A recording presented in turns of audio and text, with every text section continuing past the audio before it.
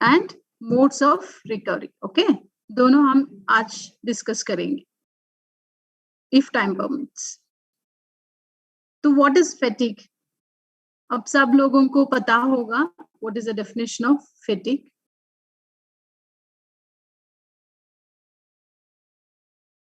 One sec. No need to define fatigue. I think all of you know what is fatigue, right? So fatigue can be defined as an inability to maintain given intensity or given power output of force during repeated muscle contractions. When you are doing exercise, if you are unable to maintain your intensity, if you are unable to maintain your power production of force, then it is considered as fatigue. थकान को हम कैसा परिभाषित करेंगे? अगर जितना intensity में exercise करना चाहिए उतना इंटेंसिटी में अगर आप एक्सरसाइज को नहीं कर पा रहे तो उस कंडीशन को हम थकान कह सकते हैं. ओके, अगर इंटेंसिटी जितना इंटेंसिटी में करना चाहिए उतना इंटेंसिटी को मेंटेन नहीं कर पा रहे आप लोग, या जितना पावर आउटपुट चाहिए उतना पावर आउटपुट को आप नहीं दे पा रहे, उस कंडीशन को हम कहते हैं थकान. थकान दो तरीका का होता है. एक है सेंट्रल फैटिग और दूसरा है peripheral fatigue. Based upon the origin और based upon the area where fatigue is generated, fatigue is divided into two types, central fatigue and peripheral fatigue. Fatigue कैसा उत्पन्न हो गया, कहाँ उत्पन्न हो गया, उसके हिसाब से फैटिग को दो तरीका में डिवाइड किया गया है. एक है सेंट्रल फैटिग और दूसरा है peripheral fatigue. What is the meaning of central fatigue? Central fatigue nervous system में जनरेट होता है, तंत्रिका तंत्रों में जनरेट होता है. यूजुअली ये जो न्यूरोमस्कुलर जंक्शन है ना, इसके ऊपर लेवल में अगर कुछ गड़बड़ हो गया, उसके वजह से फैटिग आ गया, इसको हम कहते हैं सेंट्रल फैटिग. नर्व्स में प्रोपगेशन में कुछ प्रॉब्लम हुआ, इसके वजह से ठीक से इंफॉर्मेशन मसल को नहीं मिल रहा है, मतलब प्रॉब्लम न्यूरोमस्कुलर जंक्शन से ऊपर है, तब इस फैटिग को हम कहते हैं central fatigue. So central fatigue usually generates in the nervous system. Muscle will be normal, but nervous system में कुछ प्रॉब्लम होगा, उसके वजह से थकान आ गया, तो इस थकान को हम कैटेगराइज कर सकते हैं सेंट्रल फैटिग करके. ओके, अगर मसल में कुछ प्रॉब्लम है, न्यूरोमस्कुलर जंक्शन से नीचे स्तर पे मसल में कुछ प्रॉब्लम हो गया, मेटाबॉलिक डिस्टर्बेंसेस हो गया या एनर्जी प्रोडक्शन कम हो गया, उसकी वजह से थकान आ गया, तो इस थकान को हम कैटेगराइज कर सकते हैं पेरिफेरल फैटिग के नाम पे. ठीक है, तो fatigue is of two types, one is central fatigue and the other one is peripheral fatigue. Central fatigue is generated in your nervous system, mostly above the level of neuromuscular junction, and peripheral fatigue is mainly generated within your muscles. Muscles में ATP की कमी की वजह से या metabolic disturbances की वजह से अगर फैटिग आ गया तो उस फैटिग को हम कहते हैं peripheral fatigue. So these are two types of fatigue. What are the causes of fatigue? थकान क्यों होता है, इसका कॉज क्या है? The main causes of fatigue are fuel depletion of fuel या ईंधन की कमी, accumulation of metabolic byproducts, जो भी मेटाबॉलिज्म होने के बाद जो भी प्रोडक्ट्स उत्पन्न होता है उसका accumulation की वजह से भी थकान हो सकता है. Third reason is neuromuscular events. Neuromuscular events में कुछ प्रॉब्लम होने की वजह से भी थकान हो सकता है. और fourth reason is elevated body temperature and dehydration. अगर बॉडी का टेम्परेचर बढ़ गया, इसकी वजह से डिहाइड्रेशन हो गया, वो भी थकान के लिए एक रीजन हो सकता है. सो 4 reasons for fatigue are fuel depletion, accumulation of metabolic end products, neuromuscular events, and elevated body temperature. So first we will discuss about fuel depletion. When we are talking about fuel depletion, 2 depletions are very common.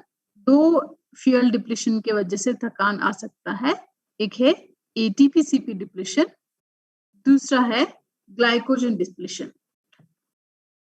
हमारा body के लिए fuel कौन सा molecule से मिलता है? हमको energy मिलेगा एटीपी से और सीपी से और ग्लाइकोजन से, ब्लड ग्लूकोज से और फैट से भी एनर्जी मिलता है। लेकिन कौन सा मॉलिक्यूल डिप्लीशन कॉमन है? कौन सा मॉलिक्यूल का डिप्लीशन जल्दी हो जाता है? एटीपी सीपी का डिप्लीशन जल्दी हो जाता है और ग्लाइकोजन का डिप्लीशन भी जल्दी हो जाता है बॉडी में। एटीपी का डिप्लीशन कब होगा? When you are doing high intensity exercise, when you are doing anaerobic exercise, ATP-CP depletion is very common. When you are doing exercise, क्या होता है बॉडी में? ATP will be converted to ADP. इसकी वजह से ATP की levels कम हो जाता है। After some time of exercise, ATP levels कम हो जाता है। इस ATP को पुनरुत्पादन करने के लिए, इस एटीपी को फिर से सिंथेसाइज करने के लिए आपका बॉडी में क्रिएटिन फास्फेट क्रिएटिन के रूप में कन्वर्ट हो जाएगा ताकि एडीपी से एटीपी बनेगा। Okay, so when you are doing exercise ATP will be converted to ADP. इसकी वजह से एटीपी लेवल्स कम हो जाता है। इस एटीपी को दोबारा सिंथेसाइज करने के लिए बॉडी में क्रिएटिन फास्फेट क्रिएटिन के रूप में कन्वर्ट हो जाता है। ओके, इसकी वजह से थोड़ी देर के बाद क्रिएटिन फास्फेट लेवल्स भी कम हो जाएगी। तो when you are doing high intensity exercise, ATP depletion and creatine phosphate depletion are very common. हम कैसे रिकवर करेंगे इससे, इस स्थिति से? The best way to recover from creatine phosphate depletion is passive rest. When you are doing high intensity, creatine phosphate levels will come down. If you stop doing your activity, automatically creatine phosphate levels will be increased. So best strategy इससे recover करने के लिए है passive rest. Stop your activity and take some rest. Automatically creatine phosphate levels normal हो जाता है। ठीक है? This is the first cause of fatigue, fuel depletion में, वो है ATP-CP डिप्लीशन। दूसरा डिप्लीशन है glycogen depletion.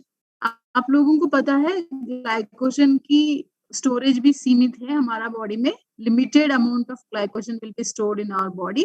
What is glycogen? Glycogen is a storage form of carbohydrate. Glycogen is a polymer of glucose. Many molecules join together and makes many molecules of glucose join together and makes glycogen. ये कहाँ store होता है? Glycogen store होता है दो जगह पे, एक है मसल, दूसरा है liver. When you eat food, when your blood glucose levels are high, this blood glucose will be utilized to produce glycogen. When you are doing exercise, your blood glucose levels will be less, so your glycogen will be converted to glucose. मैं liver glycogen की बात कर रही हूँ। अगर आप well fade condition में है तो ब्लड में ज्यादा ग्लूकोज रहता है। इस ग्लूकोज को यूटिलाइज करके लिवर ग्लाइकोजन को बनाएगा। जब आप एक्सरसाइज करते हो तब ब्लड में ग्लूकोज लेवल्स थोड़ा कम हो जाता है। इस स्थिति में लिवर ग्लाइकोजन से ग्लूकोज को रिलीज कर देता है ताकि ब्लड में ग्लूकोज लेवल्स मेंटेन हो जाए। Okay, when you are in well fed state, your blood will have lot of glucose. This glucose will be utilized to synthesize glycogen by the liver. And when you are doing exercise, your glucose levels decreases in the blood. In that condition, glycogen will be converted to glucose. Synthesis of glycogen from glucose is called as glycogenesis. Synthesis of glycogen from glucose is called as glycogenesis. And breakdown of glycogen to glucose is called glycogenolysis. Can you recollect? All these topics we have covered in the last class. Glycogenesis, glycogenolysis. Can you recollect? Okay. Apart from liver, muscle also will have some amount of glycogen. इसका role क्या होता है? This glycogen will be converted to glucose when you are doing exercise, and this glucose will be utilized to produce energy. When you are doing exercise, the glycogen which is stored in your muscles will be converted to glucose, and this glucose will be utilized to produce energy, and this energy will be utilized for muscle contraction. Okay. So muscle glycogen mostly catabolize होता है exercise के दौरान ताकि आप लोगों को energy मिल सके. So muscle में कितना glycogen store होता है? Approximately 400 grams of glycogen will be stored in your muscles. 400 grams into 4 calories. हर एक ग्राम कार्बोहाइड्रेट से कितना एनर्जी मिलता है? 4, right?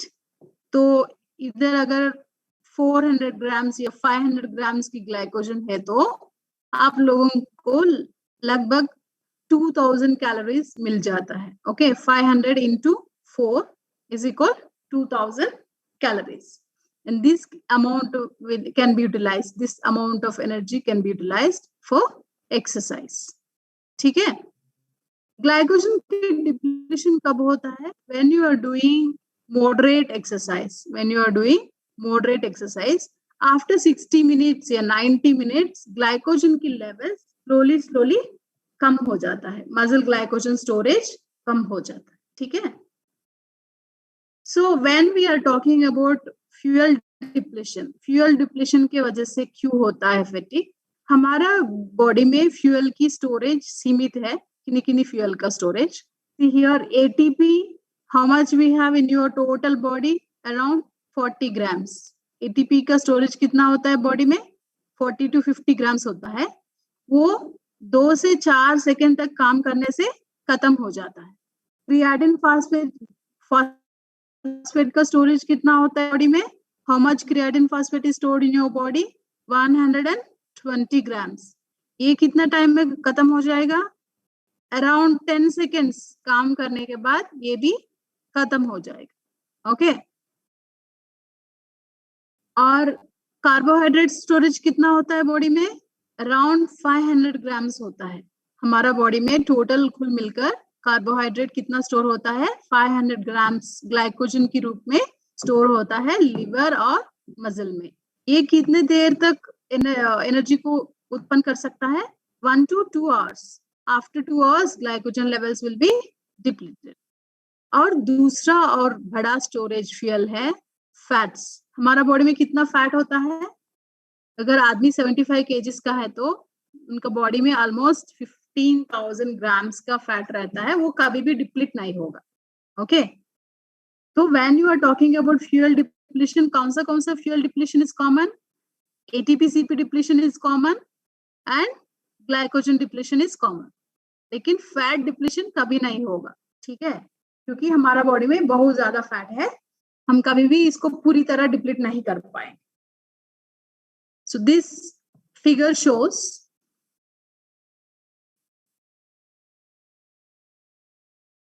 how the energy is produced during the exercise. See, when you are doing exercise, ATP is converted to ADP. So ATP levels are coming down. इसको फिर रीसिंथेसाइज करने के लिए क्रिएटिन फॉस्फेट क्रिएटिन के रूप में कन्वर्ट हो रहा है. इसकी वजह से क्रिएटिन लेवल्स भी कम हो जाएगा. उसके बाद एनर्जी प्रोडक्शन शुरू हो जाता है ग्लाइकोजन या ग्लूकोज से. After some time glycogen levels भी कम हो जाएगा. अगर इंटेंसिटी कम में चल रहा है या मॉडरेट में चल रहा है, आप लोग इस ग्लाइकोजन को ऑलमोस्ट 1 आवर तक मेंटेन कर सकते हैं. अगर इंटेंसिटी ज्यादा चल रहा है, बहुत हाई इंटेंसिटी में अगर आप लोग काम कर रहे हैं, तो ग्लाइकोजन से एंड प्रोडक्ट के रूप में बनेगा लैक्टिक एसिड, और लैक्टिक एसिड लेवल्स अक्यूमुलेट हो जाएगा ब्लड में. इसकी वजह से भी थकान हो सकता है. एक रीजन है डिप्लीशन ऑफ ग्लाइकोजन, दूसरा रीजन है अक्यूमुलेशन ऑफ लैक्टिक एसिड। अगर फैट्स का देखा तो फैट स्टोरेज बहुत ज्यादा है हमारा बॉडी में, तो डिप्लीट नहीं होगा, लेकिन फैट को यूज करने के लिए हमें चाहिए ऑक्सीजन। अगर बॉडी में ऑक्सीजन इनफ नहीं है तो फैट से एनर्जी प्रोडक्शन नहीं हो सकता है। In order to utilize fats, we need oxygen. Oxygen is must.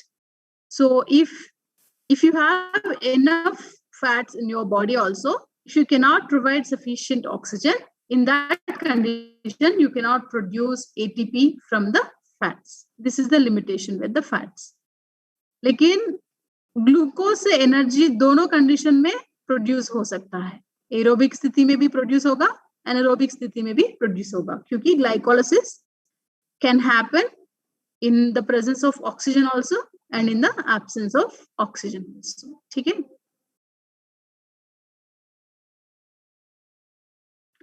So next reason for fatigue is accumulation of metabolic end products. Metabolic end products ज्यादा होने के वजह से भी fatigue हो सकता है। उसमें शामिल है lactic acid accumulation, accumulation of inorganic phosphate and accumulation of ADP. Okay, अगर बॉडी में लैक्टिक एसिड लेवल ज्यादा हो गया या इनऑर्गेनिक फास्फेट की लेवल ज्यादा हो गया या एडीपी की लेवल ज्यादा हो गया, तब भी फैटिग हो सकता है। You know about the lactic acid, right? In your muscles glucose is stored in the form of glycogen. whenever you are doing exercise, this will be converted to glucose and then to pyruvate. अगर oxygen less है, oxygen availability less है, तो pyruvate फिर से convert हो जाएगा lactic acid की। What is this? Conversion of glucose to pyruvate is nothing but glycolysis. What is glycolysis? Try to recollect the definition of glycolysis. Glycolysis is a process of breakdown of glucose to pyruvic acid or lactic acid. Pyruvic acid कब बनेगा? जब oxygen है। अगर oxygen नहीं है तो pyruvic acid से फिर से बनेगा lactic acid. Okay, so lactic acid is the end product of anaerobic glycolysis. ये lactic acid anaerobic glycolysis का अंत उत्पन्न है। ठीक है?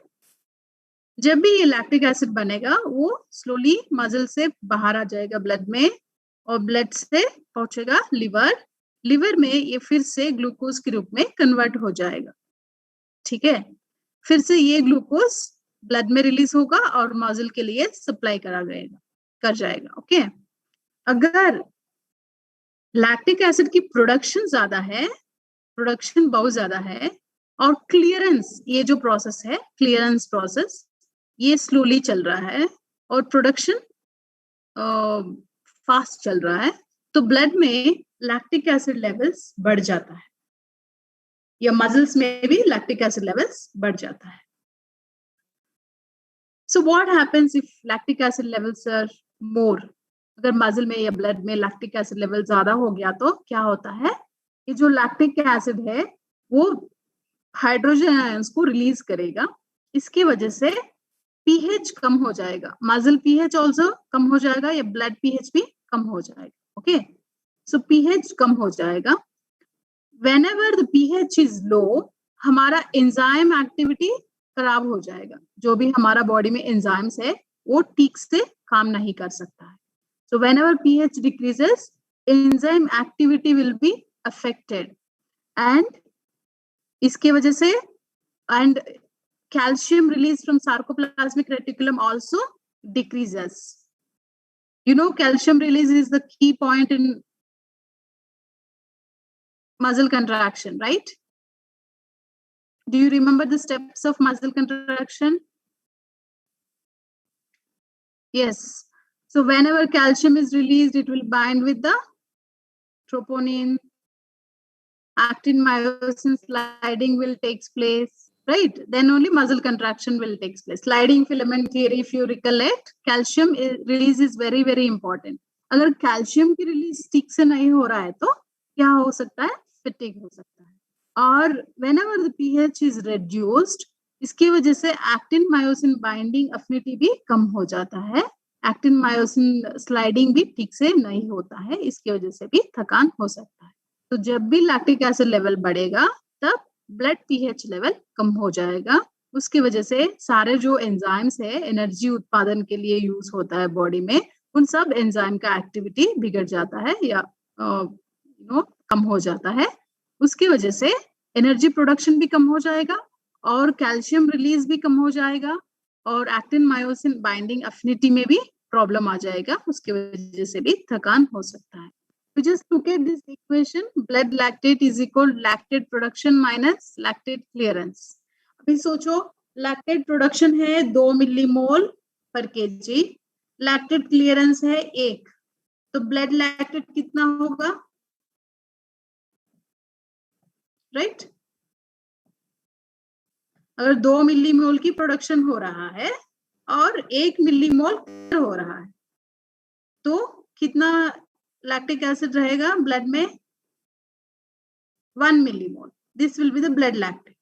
अभी सोचो प्रोडक्शन इज 4 और क्लियरेंस इज 1, अभी ब्लड लैक्टेट कितना हो जाएगा, 4 गुना प्रोड्यूस हो रहा है और 1 गुना क्लियर हो रहा है, तो ब्लड लैक्टेट लेवल बढ़ जाएगा, right?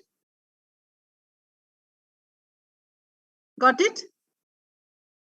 Suppose if lactic acid production is 6, removal is 2, blood में लैक्टिक एसिड की लेवल्स कितना हो सकता है, okay? So when the production is equal to clearance, blood में lactate level maintain होगा, okay? When you are doing so slow intensity exercise, when you are doing moderate intensity exercise, normally थोड़ा सा lactic acid produce होता है body में, उतना lactic acid body clear कर सकता है, ओके?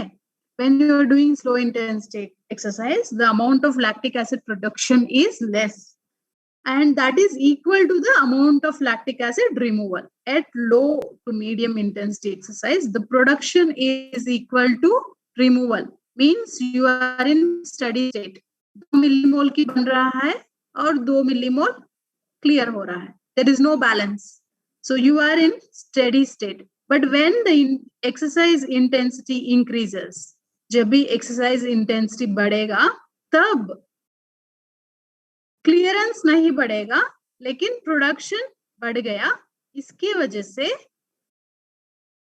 अक्यूमुलेशन भी बढ़ जाता है, तो ब्लड में लैक्टिक एसिड की लेवल्स अचानक ज्यादा हो जाता है, ओके?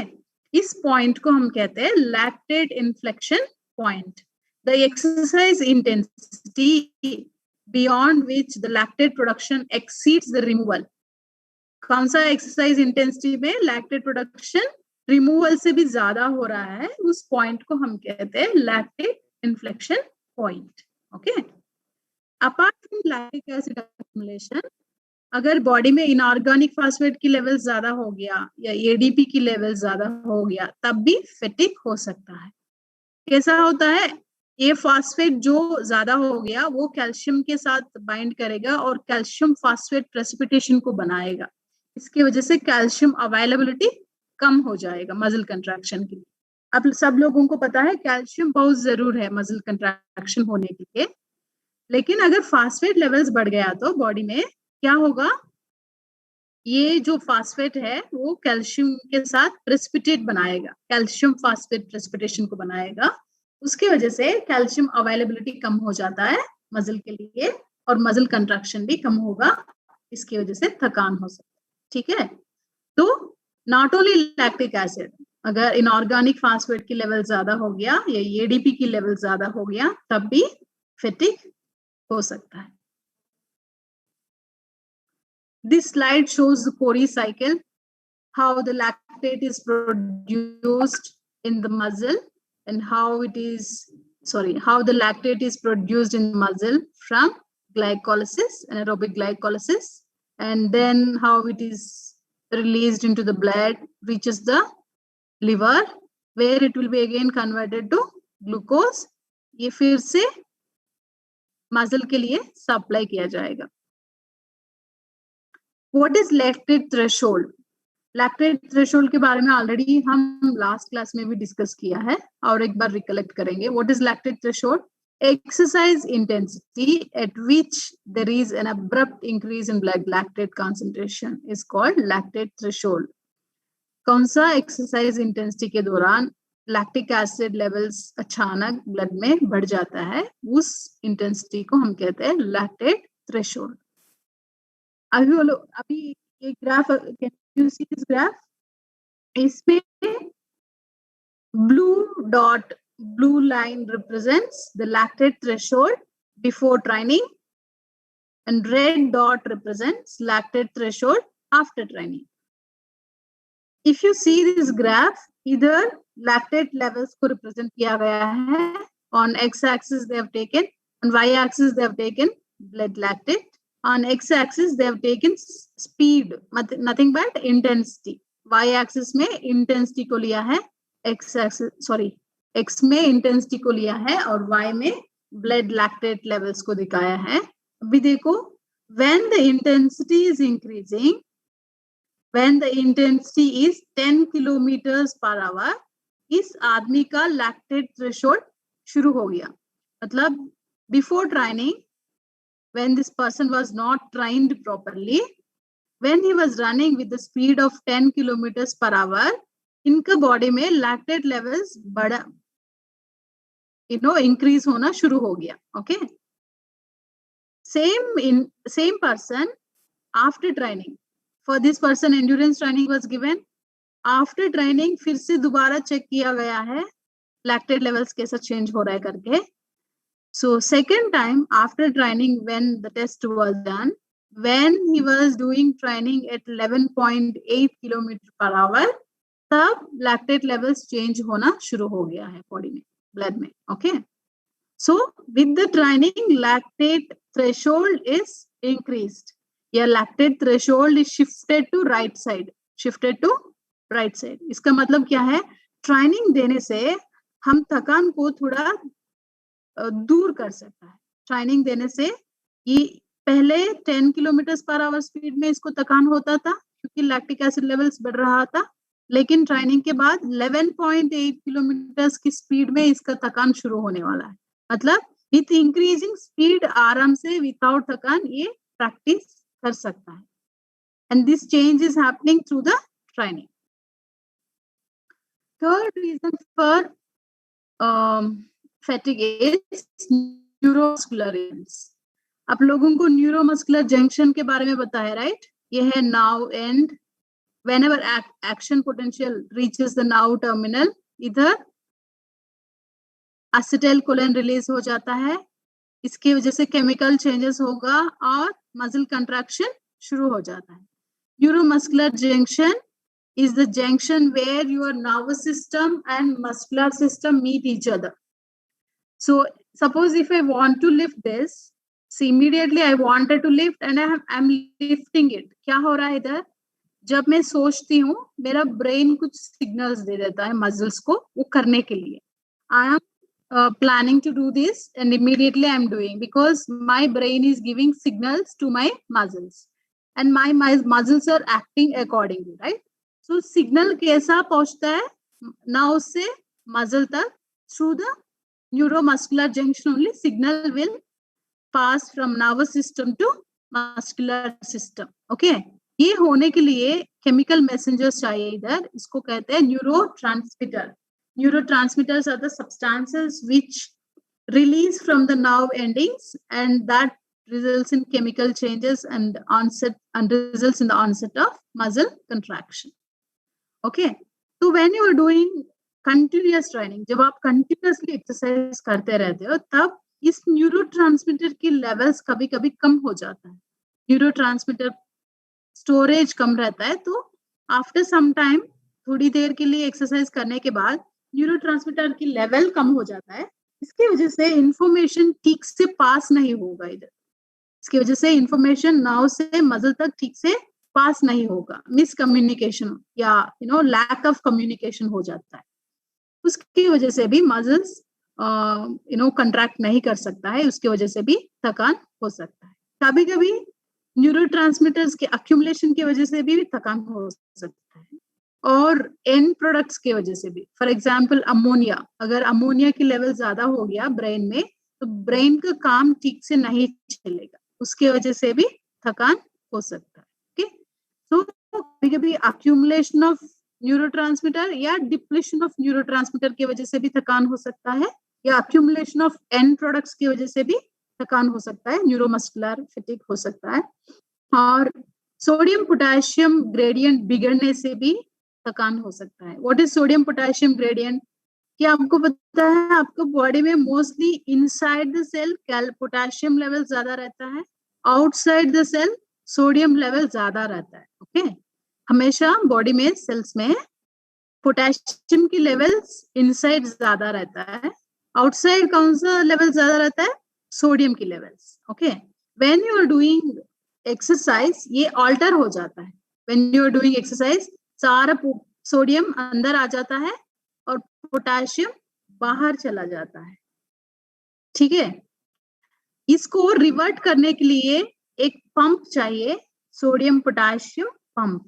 जो भी सोडियम ऑलरेडी एंटर कर लिया उसको बाहर भेज देता है। ये देखो, इस सोडियम को बाहर भेज रहे और पोटेशियम को अंदर भेज रहे। ओके, इस काम होने के लिए एटीपी चाहिए। अगर एटीपी नहीं है तो ये पंप ठीक से काम नहीं करेगा, और उसकी वजह से सोडियम पोटेशियम ग्रेडियंट जो रहना चाहिए वो डिस्टर्ब हो जाएगा, उसकी वजह से भी थकान हो सकता है। ठीक है, you remember this much. Normally in resting condition potassium levels are more in the cell and sodium levels are more outside the cell. When you are doing muscle contraction, सारा सोडियम अंदर आ जाता है और पोटेशियम बाहर चला जाता है।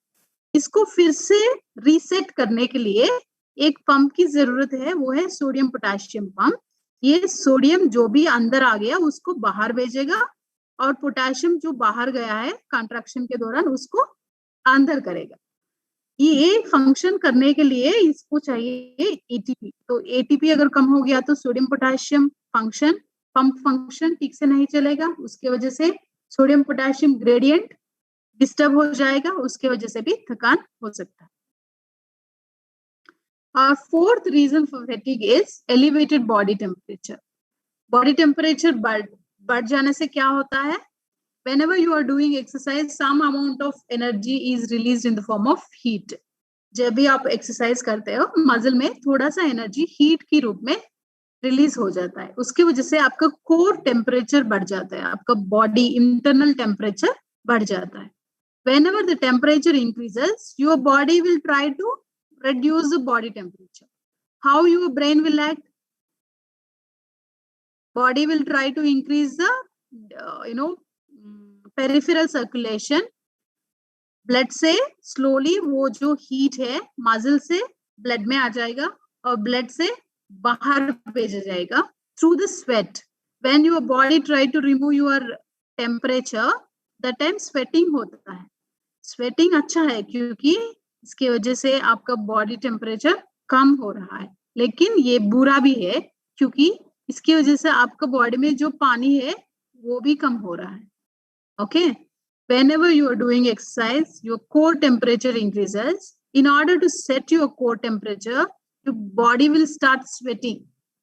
Sweating is good because it is decreasing your body temperature. Lekin it is also bad, equally bad, because of sweating, you are losing water from your body, and that is leading to dehydration. So increased body temperature will lead to dehydration. And when the dehydration happens, your blood decreases, your blood quantity decreases, your oxygen supply to tissues decreases, blood circulation decreases, nutrient supply decreases, और आपका brain का काम भी ठीक से नहीं होगा। इन सब रीजंस के वजह से थकान हो सकता है। तो due to dehydration mental functions such as information processing, cognition और मेमोरी भी अफेक्ट हो जाता है, और टिश्यूज में थोड़ा कम ब्लड और न्यूट्रिएंट सप्लाई किया जाता है, डिहाइड्रेशन की स्टेट में, इन सब रीजंस के वजह से भी थकान हो सकता है. So these are the causes for fatigue.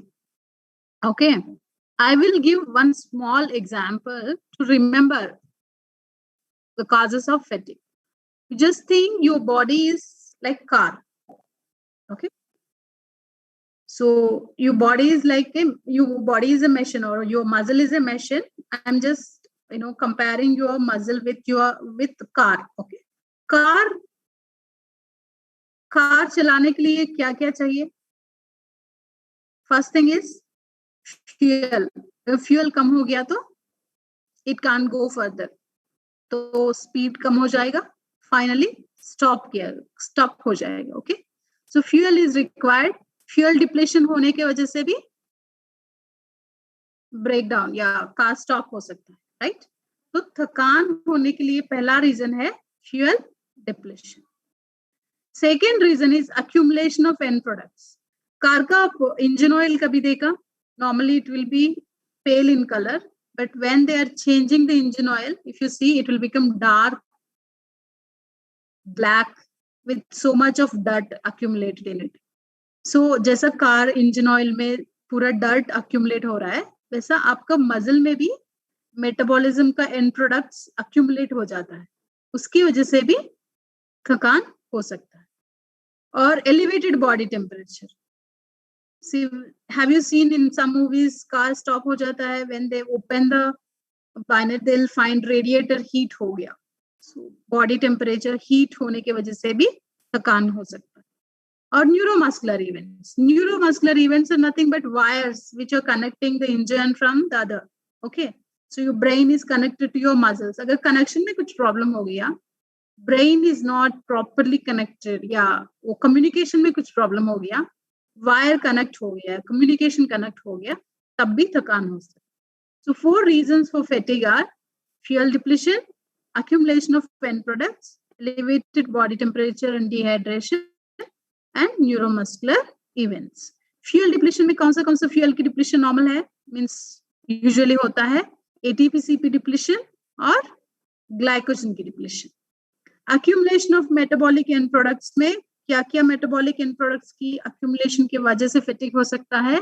Lactic acid की अक्यूमुलेशन की वजह से, इनऑर्गेनिक फास्फेट की अक्यूमुलेशन की वजह से, और एडीपी की अक्यूमुलेशन की वजह से फैटिग हो सकता है. न्यूरोमस्कुलर इवेंट्स में क्या क्या आता है? डिक्रीज्ड प्रोडक्शन ऑफ acetylcholine या न्यूरोट्रांसमीटर्स, और accumulation of neurotransmitters, or accumulation of end products like ammonium ions and altered sodium potassium gradient. These are the causes for neuromuscular events. What is the reason for elevated body temperature? कैसा थकान के लिए कारण हो सकता है? क्योंकि जब बॉडी टेम्परेचर बढ़ जाएगा तब डिहाइड्रेशन होगा, उसकी वजह से हमारा कॉग्निटिव फंक्शंस अफेक्ट हो जाएगा, और ब्लड सप्लाई टू मसल्स भी कम हो जाएगा, न्यूट्रिएंट सप्लाई भी कम हो जाएगा, या ऑक्सीजन सप्लाई भी कम हो जाएगा, इसकी वजह से भी थकान हो सकता है. चलो हम अभी देखते हैं. When you are doing high intensity activity, suppose you are doing activity for 10 seconds. सोचो 10 सेकेंड के लिए आप एक्टिविटी कर रहे हैं with very high intensity, 100% intensity में 10 सेकेंड के लिए काम करना है, लेकिन आपको थकान हो गया. इसका कारण क्या हो सकता है? CP depletion, creatine phosphate depletion, ATP depletion, and accumulation of inorganic phosphate.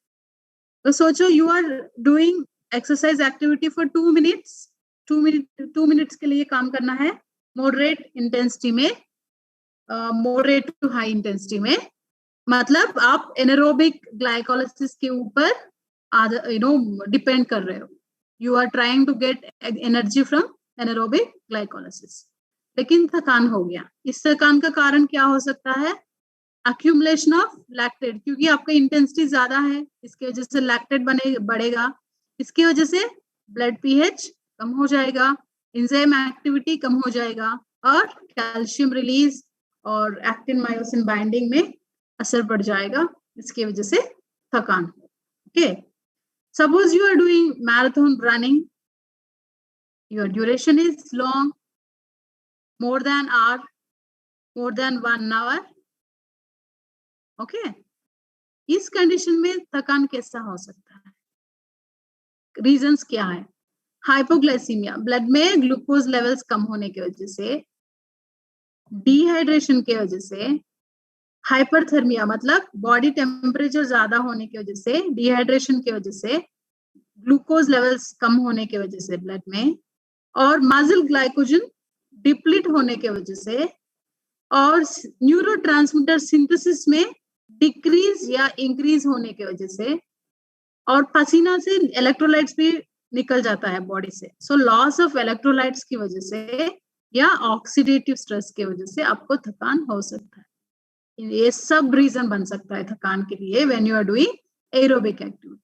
लेकिन अगर आप high intensity long small duration activity अगर कर रहे हैं तो थकान के लिए मेन कारण है CP depletion, ATP depletion. If you are doing less than 2-minute activity based on anaerobic glycolysis, main reason for the fatigue is accumulation of lactate and altered blood pH. Okay. So now you try to apply for yourself. Suppose you are a 100-meter swimmer. Okay. What is your duration and what is the reason for your fatigue? I will ask you at the end of the session. Okay. Suppose you are a sprinter, 100-meter sprinter. What is your duration and what is the reason for your fatigue?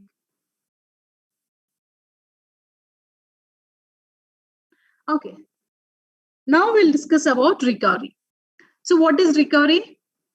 Recovery is nothing but, reversing your body to the pre-exercise condition. Recovery will try to help you to bring back your body to the normal state, to bring back your after the exercise. अब थक जाता है ना, उस थकान को दूर करके फिर से आपका बॉडी को नॉर्मल स्टेज में लेके आने के लिए रिकवरी हेल्प करता है. Okay, so the main M of recovery is to return the body to your pre-exercise condition, and in doing so it reverses the effects of fatigue.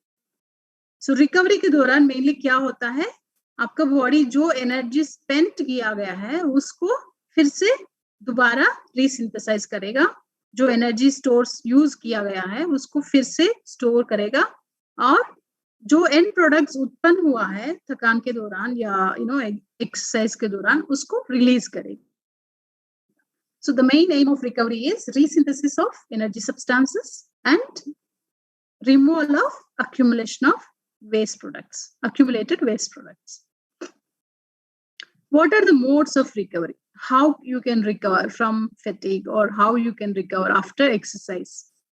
Recovery modes hai nutrition, rest, hydrotherapies, sports massage, and so on. There are so many ways to recover. Relaxation therapies bhi hai, stretching bhi hai. So all these helps to all these things help you to recover from the after the exercise. So we will discuss about rest. How rest will help you to recover after the exercise. See, rest matlab sleep is also a mode of rest. Okay, sleep is also important for the recovery. And apart from sleep, we will discuss about passive recovery and active recovery. ये जो passive recovery और active recovery है, ये दो techniques है जो athletes use करते हैं एक्सरसाइज के बाद बॉडी को रिकवर करने के लिए. So these are the techniques which are used by the athletes to recover after the exercise. What is passive recovery? In passive recovery, after the exercise, athlete will stop doing his or her activity, and he will sit or he will lie down simply. Completely वो activity को stop करके sitting या sleeping position में जाएगा. Okay. Then how this will help? When you stop doing exercise, ये जो PC और CP, creatine phosphate spent हुआ है आपका बॉडी में, वो फिर से resynthesize होना शुरू हो जाता है. Okay. When you are sitting, when you are completely stopping your activity, energy production या ATP production from fat will increase. fats will be utilized for ATP production because your intensity is completely less. So fats are the main sources of ATP when you are doing low intensity activity. तो बहुत ज्यादा ATP fat से बन जाता है. इस ATP को use करके फिर से क्रिएटिन फास्फेट सिंथेसाइज होता है बॉडी में. तो passive recovery is the best strategy to resynthesise your creatine phosphate levels. अगर आपका थकान का कारण पीसी है, पीसी डिप्लीशन है या क्रिएटिन फास्फेट की डिप्लीशन है, द बेस्ट रिकवरी मोड होगा passive recovery.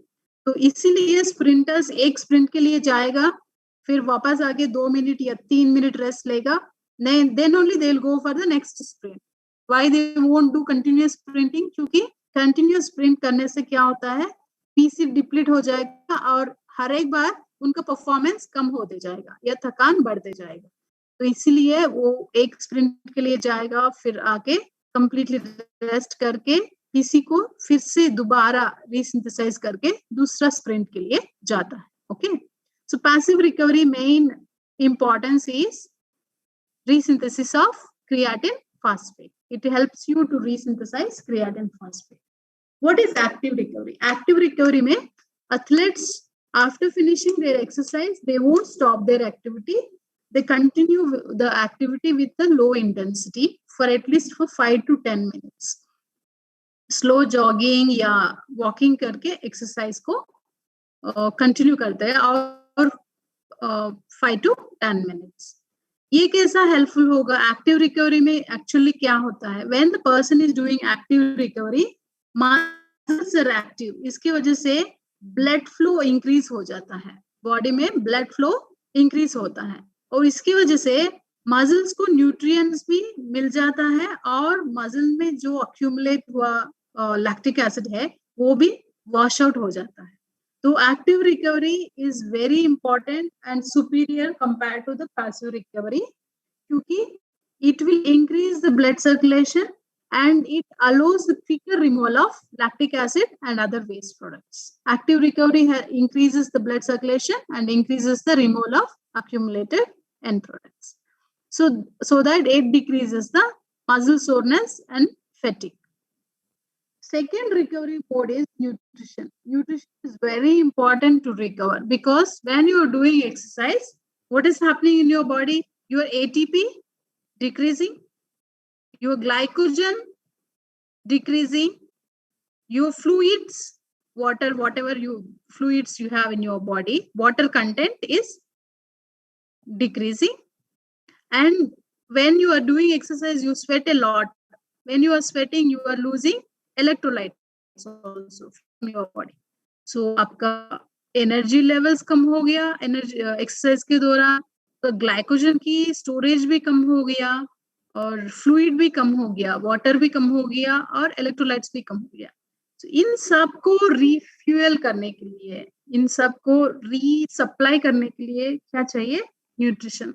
So immediately after the exercise, you need to consume food that is rich in carbohydrates, proteins, water, and electrolytes. You need to drink enough water even during prior, during, and after the exercise. And you need to take food immediately after the exercise, at least within 30 minutes after the exercise. And वो जो food खा रहे हैं आप exercise के बाद, उसमें होना चाहिए particularly 4 things. One is glucose, second one is protein, and third one is fluid, means liquid, water and electrolytes. ये 4 होना चाहिए. Glucose, protein, water and electrolytes होना चाहिए. So that glucose will help you to resynthesize your glycogen and fluid, जो भी fluid loss हुआ है body से, वो refuel हो जाएगा या resupply हो जाएगा. Electrolytes also whatever you are losing, वो फिर से body के लिए supply हो जाएगा. और प्रोटीन जो ले रहा है आप एक्सरसाइज के बाद, वो हेल्प करेगा आपका मसल रिपेयर में. When you are doing exercise, muscle damage, it's very obvious, right? So उस मसल डैमेज से बचाने के लिए या उस मसल डैमेज को रिपेयर करने के लिए प्रोटीन हेल्प हो जाएगा. ओके, और if you can take antioxidant vitamins जैसा A, E and C that will help you to decrease the muscle damage also and to recover fast from the muscle damage. और ये जो branched chain amino acids है वो भी recovery के लिए अच्छा होता है. दूसरा रिकवरी मोड है हाइड्रोथेरेपीज. हाइड्रोथेरेपीज में आता है cold water immersion, hot water immersion और contrast water therapy. What is the benefit of cold water immersion? Cold water immersion में आप लोग क्या करते हैं, एटलीस्ट 15 डिग्री सेंटीग्रेड वाटर में इमर्स होने से क्या होता है, बॉडी टेम्परेचर जल्दी कम हो जाता है. So best benefit out of that we are going to get out of cold water immersion is our body temperature कम हो जाता है कोल्ड वाटर इमर्शन से. इन्फ्लेमेशन भी कम हो जाता है. Okay, and what is the benefit of hot water immersion? Hot water immersion is important to increase the blood circulation. Hot water में इमर्स होने से ब्लड सर्कुलेशन बढ़ जाता है और इसकी वजह से जो भी एक्यूमुलेटेड एंड प्रोडक्ट्स है, लैक्टिक एसिड जैसा प्रोडक्ट्स है, वो सब वॉश आउट हो जाएगा मसल से. एंड कॉन्ट्रास्ट वाटर थेरेपी, इसमें क्या करते हैं, थोड़ी देर के लिए हॉट वाटर में और थोड़ी देर के लिए कोल्ड वाटर में, दोनों में पार्ट लेता है. उसकी वजह से दोनों का बेनिफिट मिल जाता है बॉडी को. इनिशियली 10 मिनट्स हॉट वाटर में रहना चाहिए, उसके बाद 1 मिनट कोल्ड वाटर में, और उसके बाद again 4 minutes hot water, 1 minute cold water. ऐसा 3-4 रिपीटेशंस करना चाहिए 30 मिनट्स तक. ऐसा करने से क्या होता है, जब आप कोल्ड वाटर में रहते हो तब ब्लड वेजल्स श्रिंक हो जाता है, वैसो कंप्रेशन कहते हैं. When you going to hot water vasodilatation हो जाता है. उसकी वजह से ब्लड सर्कुलेशन ऑल्टर हो जाता है, जल्दी ज्यादा ब्लड फ्लो हो जाता है. उसकी वजह से बॉडी को जल्दी आराम मिल जाता है, या जो एंड प्रोडक्ट्स है वो जल्दी बॉडी से निकल जाता है. और लास्ट मोड ऑफ रिकवरी है मसाज. मसाज मैकेनिज्म भी ऑलमोस्ट सिमिलर है. Massage also improves blood circulation. उसकी वजह से जो भी एक्यूमुलेटेड एंड प्रोडक्ट्स है वो जल्दी बाहर निकल जाएगा. और इससे भी ज्यादा मसाज से रिलैक्सेशन मिल जाता है. यो साइकोलॉजिकल टेंशन्स जो भी है वो भी रिलीज हो जाता है. मसाज की वजह से ब्लड सर्कुलेशन भी बढ़ जाता है, स्लीप भी आ जाता है और रिलैक्सेशन भी अच्छे से हो जाता है. Okay, so these are the different recovery modes. Apart from that, stretching, relaxation therapies, meditation, or compression garments, all these are also very important for recovery. So ultimately, what is the winning formula? Train hard and recover well. इन दोनों के बीच में perfect balance होना चाहिए. अगर training ज्यादा हो गया, recovery time कम मिल गया, तो उससे भी थकान हो सकता है या ओवर ट्रेनिंग हो सकता है. और रिकवरी ज्यादा हो गया, ट्रेनिंग कम हो गया, उसकी वजह से भी परफॉर्मेंस नहीं बढ़ेगा. So this is all for today. If you have any doubts, you can ask. Ma'am, और यूजुअली कहते हैं ऐसा, एक्सरसाइज के बाद तुरंत कार्बोहाइड्रेट रिच फूड लेना है, क्योंकि हमारा ग्लाइकोजन जो कम हो गया, लेवल्स कम हो गए, वो फिर से दोबारा स्टोर करने के लिए. Okay, normally the way kind of giving recommendation is you consider your body weight 50 grams. अगर 50 kg है तो अगर आपका body wait, immediately after exercise minimum 50 ग्राम कार्बोहाइड्रेट लेना. ठीक है, this is very general suggestion. अगर आपको परफेक्ट सजेशन चाहिए तो न्यूट्रिशनिस्ट से मिलना चाहिए. ओके, नॉर्मली जनरली ऐसा रिकमेंड किया जाता है, जितना है आपका बॉडी वेट उतना कार्बोहाइड्रेट लेना. Okay, yes ma'am. So 50 grams अगर कार्बोहाइड्रेट ले रहे हैं तो उसमें 1 गुना 12 grams around. नॉर्मल एथलीट और एलाइट एथलीट के लिए सेम रेशियो है. So if you are taking 4 grams of carbohydrate, 1 gram protein, जितना कार्बोहाइड्रेट लेना है वो नहीं बताया मैंने. लेकिन कार्बोहाइड्रेट और प्रोटीन की रेशियो 4:1 होना चाहिए. If you are taking 4 grams of carbohydrate, 1 gram protein लेना. Ma'am suppose weight Thank you, ma'am.